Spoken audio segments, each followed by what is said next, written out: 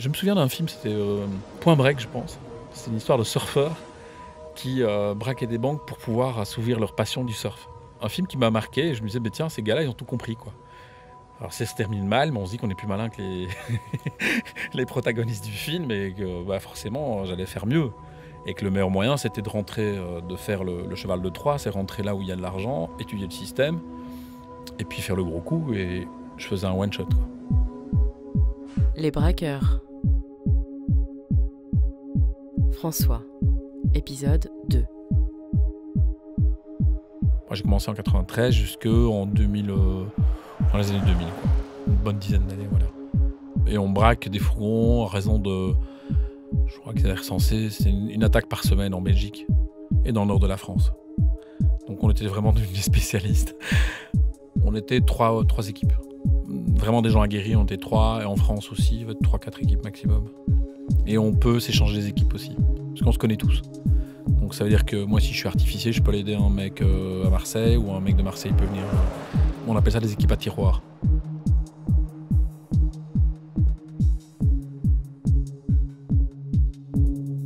Je rêvais le braquage toute la nuit. Donc je le visualisais. Et c'est un parallèle même d'ailleurs avec le cinéma.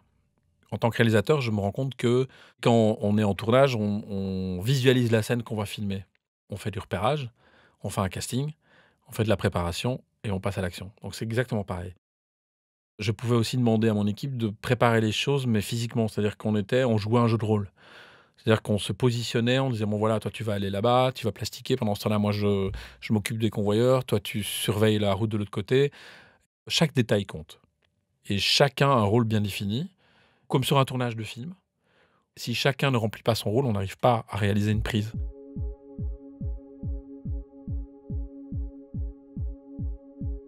L'idéal, c'est un fourgon qui ramasse dans les grandes surfaces parce que c'est de l'argent usagé. Il faut savoir qu'il y a à l'époque en tout cas, ou peut-être encore aujourd'hui, pour une raison économique, ils ne ramassaient pas tous les jours. Donc c'est parfois 2 fois par semaine. Mais il était plus intéressant d'aller braquer le vendredi le fourgon que le lundi, évidemment. Ou un fourgon qui sort de la Banque de France. Mais l'inconvénient, c'est que vous allez avoir de l'argent numéroté qui peut être neuf, trié, empaqueté avec une suite de numéros qui va être contraignante après à écouler. Donc il vaut mieux de l'argent usagé. Une fois que vous avez ciblé le fourgon qui vous intéresse, l'idéal c'est d'être sur des grands axes. Donc pas spécialement sorti d'une ville, mais pas en ville, quoi. C'est plus compliqué en ville, évidemment. Quoique c'est possible, mais bon.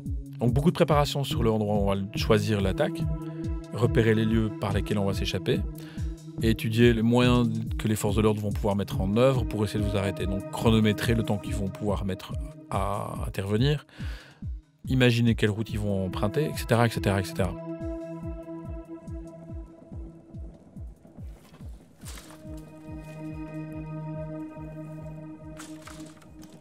C'est un travail, moi je considère ça comme un travail. Donc en fait, le truc c'est qu'on travaille tout le temps. Comme on repère plusieurs fourgons, on peut préparer plusieurs casses à l'avance. Donc vous avez toujours un casse d'avance quelque part. Vous devez situer déjà une bonne planque sécurisée, avec un complice évidemment qui peut, par exemple un fermier, qui vous loue sa grange. Moi j'avais une technique, je faisais une planque dans la planque. C'est-à-dire dans la grange, je faisais un mur de paille, et à l'intérieur des ballots de paille, je faisais une pièce. Donc je planquais mes voitures, les armes et tout le matériel. Mon équipe dort à la planque pendant toute la préparation du casse. On ne prend pas de risque de se faire filer. Comment je fais ? Je vais faire une contre-filature. C'est-à-dire que les gars vont venir par leurs propres moyens à un endroit de rendez-vous et je vais vérifier qu'ils ne sont pas suivis. Et après, je vais les récupérer avec une voiture volée ou une moto volée. Et je vais les rapatrier dans la planque. Moi, je pense que l'idéal, c'est de 3 ou 4. Il y a un spécialiste qui va conduire le camion, qui fait la circulation. Et donc, il y a une arme, évidemment. Et il faut un spécialiste en explosifs, forcément. Et 2 autres qui vont superviser l'action du mineur. Alors souvent, je suis chauffeur ou plastiqueur. Je suis plutôt chef d'équipe, quoi. Donc, je suis qui organise et qui définit le rôle de chacun. Évidemment, c'est pas une autorité militaire. Hein. C'est, tiens, voilà, j'ai repéré tel fourgon à tel endroit. Et puis, chacun donne son avis. Il y a 1000 façons de braquer un fourgon. On peut mettre un câble, on peut miner la route, on peut faire plein de choses. Et après, on va peser le pour et le contre et se dire, tiens, cette technique-là est la plus adaptée. Le but, c'est d'obtenir un résultat Et celui qui a l'idée la plus valable va l'emporter, évidemment. Quand on est tous réunis, donc on est 4, chacun va travailler à un poste bien défini. Donc il y en a un qui va préparer les clous, l'autre qui va il va essuyer toutes les balles, qui va essuyer les armes, qui va enlever toutes les possibilités d'ADN, etc. Donc il y a des tas de techniques, mais qui évoluent en plus. Il faut savoir que à l'époque, c'était surtout les empreintes. Ça a commencé en 95, l'ADN. On faisait quand même déjà attention à la salive, parce qu'on entendait déjà qu'il y avait des tests. Donc on apprend à scotcher la salopette avec les gants, avec une double face, pour empêcher qu'il y ait de l'air et des poils ou de la morceau de peau qui puisse tomber. On met une double paire de gants, et c'est un peu comme une opération chirurgicale. Et on faisait une chambre de décontamination. C'est-à-dire que les armes, tous les gilets pare-balles, tout ce qu'on utilisait, était mis dans une tente au milieu de la planque. On passait tout ce qu'on touchait avec de l'ammoniac dilué à l'eau, parce qu'en fait ça tue l'identifiant ADN. On fait très très attention, parce que la moindre parcelle d'ADN peut nous faire tomber. Il y a un gros travail aussi, il faut faire des doublettes de plaques. La voiture avec laquelle on va circuler va avoir la même plaque qu'un véhicule, la même couleur, de la même origine, etc. Ça permet, si la police vous fait un contrôle sur la route, inopiné, en tapant le numéro de plaque, ça passera plus facilement, vous évitez un contrôle, quoi. Voilà. Donc on va aller pousser ce vis-là pour avoir un véhicule qui soit conforme. Il y en a souvent un qui est plus manuel que d'autres, qui va s'occuper de blinder les portières, désosser les panneaux de porte et mettre des rivets, donc avec des plaques de métal, pour éviter, si jamais on se fait tirer dessus, d'être blessé. Donc une fois qu'on a tout ça, prêt à taper. C'est tellement impactant émotionnellement, la scène est tellement jouée dans sa tête mentalement, que dès qu'on dit action, tout est au ralenti. Donc, c'est-à-dire que mon rythme cardiaque diminue, je positionne chaque personne et je vois chaque détail. Les sons sont au ralenti. En fait, c'est une concentration optimale. Tous vos sens sont aux aguets, quoi. Vous êtes comme un animal qui chasse. Prenez un chat qui va attaquer une souris, c'est un peu pareil, quoi. On sait que le fourgon va passer, en général il a un créneau d'horaire de 15-20 minutes, on sait qu'il va passer à tel endroit, à tel endroit. On va mettre le pilote du camion face au fourgon et la voiture de fuite va précéder le fourgon et renseigner le chauffeur du camion. Nos intentions, il arrive sur toi, il est là dans 2 minutes, et donc on le précède d'une ou 2 voitures. Et on va faire en sorte qu'on va ralentir la circulation pour que quand le camion va croiser le fourgon, il va pouvoir le percuter à la vitesse adaptée. C'est pas évident, il faut savoir doser comme le camion fait 40 tonnes, si vous allez trop vite, vous allez écraser le fourgon ou l'envoyer dans le décor. Le but, c'est juste de l'endommager, de l'empêcher de rouler. Donc il y a une bonne technique de frappe et en général, c'est toujours la même personne qui faisait ça. Puis alors il y a des petites anecdotes.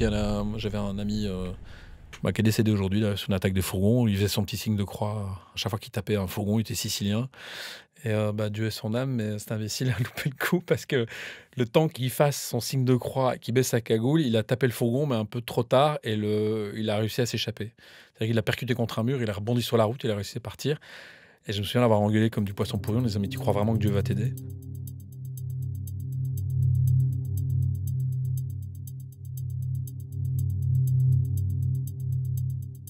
Je conduis la voiture en général, je précède le fourgon, et j'y go. Donc il vient fracasser l'avant du fourgon. Moi je fais une marche arrière très violente pour me positionner à bonne hauteur. Je sors avec une arme de guerre et je braque les convoyeurs s'ils sont en position de défense. Donc pour leur montrer que avec leur flingue, ils n'ont pas de chance, il vaut mieux se coucher. C'est ce qu'ils font en général. Mais le tout, c'est de le bloquer, il faut encore l'ouvrir. Il y a un coffre dans le fourgon, donc on est obligé d'utiliser l'explosif pour faire péter le coffre. Donc la technique là, qu'on a mis au point, c'est un cadre d'explosif qui va éventrer le fourgon de manière chirurgicale et en même temps qui va éventrer le coffre. Donc vous avez accès directement à l'argent. Le souffle va aller vers la paroi opposée et il n'y aura pas de dégâts. Mais il y a eu des cas où il y a eu des convoyeurs qui se retrouvaient derrière la paroi, donc forcément ils sont morts, quoi. Donc il faut en général les prévenir, leur dire on va mettre une charge, ils se couchent sur les coudes et ils ouvrent la bouche. Et donc ça permet de ne pas avoir de blast, de ne pas avoir un choc au niveau des poumons. Ça explose, vous mettez à l'abri, Il y a des éclats qui vont dans tous les sens, comme une grenade en fait, qui explose. Vous avez une fumée noire qui tout de suite monte dans le ciel. Toutes les sirènes des bagnoles se mettent à gueuler, les vitres ont été soufflées. Donc vous avez vraiment, c'est vous transformer un univers paisible en une zone de guerre, quoi.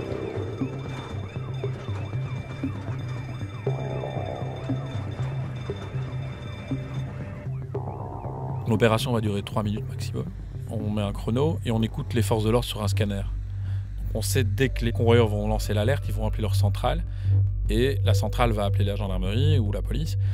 Et vous avez des hélicoptères qui vont se mettre en route, le plan EPV qui se met en place. Donc ça va très très vite. Vous couvrez celui qui va rentrer dans les entrailles du fourgon pour aller chercher les sacs. Et on fait une chaîne. Et les autres vont charger le coffre du véhicule en mettant tout dans un grand big bag, une espèce de grand sac pour mettre du sable. Vous voyez, quand même une capacité de 500 kg, quoi. Et vous chargez un maximum. Et puis je remonte dans le véhicule, je mets le gyrophare, et on a une plaque police lumineuse sur le pare-soleil, donc les gens pensent vraiment qu'ils vont faire des flics, quoi. Et ça vous permet de dégager très très vite et de gagner du temps. Si jamais manque de bol et il y a une patrouille qui passe à ce moment-là, alors soit il y a deux solutions. On évite le coup de feu, mais s'il faut vraiment, on s'arrête et on tire, quoi. Voilà. Donc le but, c'est de ne jamais commencer une poursuite. Il vaut mieux s'arrêter, sortir et allumer, quoi. En général, ils reculent et ils s'en vont. Puisqu'on a des armes de guerre et eux sont équipés avec des armes qui sont moins efficaces, quoi.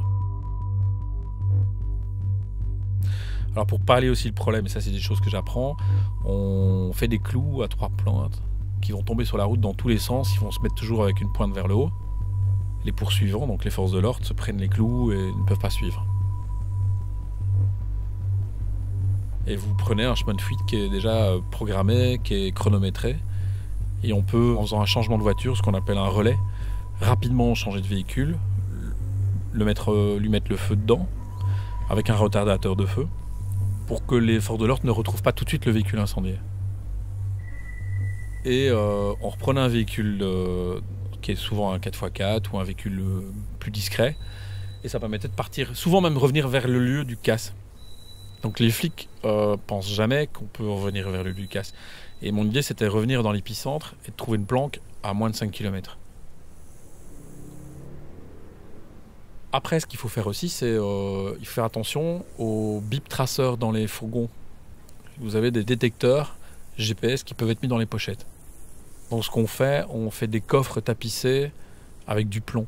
Une espèce de caveau avec un couvercle. Donc on laisse un mec dans le trou. Et lui, il va, avec une lampe, ouvrir chaque pochette, trier mettre le fric dans des sacs. Regardez s'il n'y a pas une puce qui est cachée dans les liasses ou dans une pochette. Et une fois que tous ces points ont été remplis, que l'argent est en sécurité, si ça s'est bien passé, il n'y a pas eu de blessés, il n'y a pas eu de mort, il n'y a pas eu de coup de feu, alors là, il y a un soulagement et il y a une jouissance. La jouissance arrive à ce moment-là.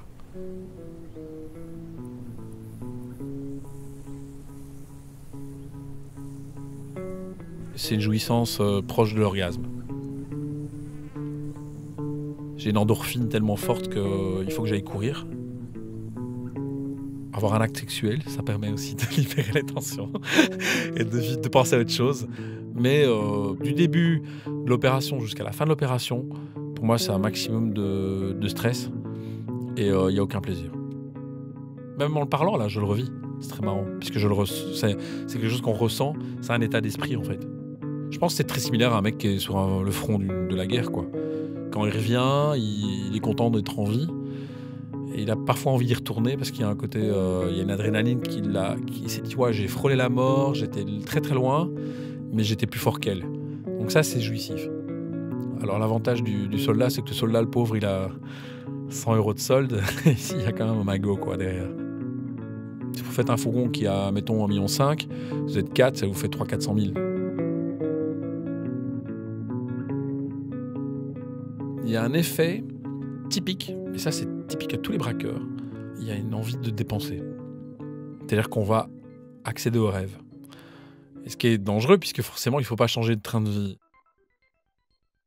Soit vous les changez en or, ou en pièces d'or, soit vous prêtez de l'argent à des amis aussi. C'est-à-dire endetter des amis. L'idée, c'est de ne pas mettre tous les œufs dans le même panier. Vous ouvrez un commerce, je suis quelque part le propriétaire du restaurant, mais vous faites fructifier l'affaire. Voilà, le jour où l'affaire elle est rentable, vous me remboursez de manière légale, quoi. Ça s'appelle blanchir du fric. C'est des techniques, voilà.